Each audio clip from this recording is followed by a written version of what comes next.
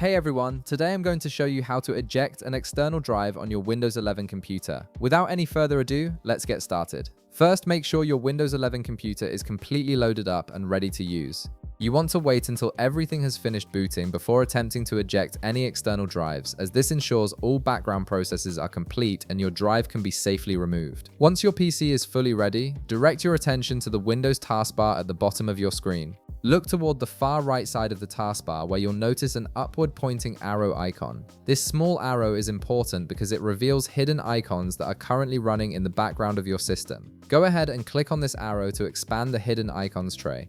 After clicking the arrow, you'll see various apps and system features that are currently active on your Windows 11 computer. These include things like network status, volume controls, and importantly, your storage devices. From this expanded view, locate the storage icon which represents your connected external drives. Once you've found it, right-click on this storage icon to bring up additional options. In the menu that appears, you'll see an option labeled Eject Hard Drive.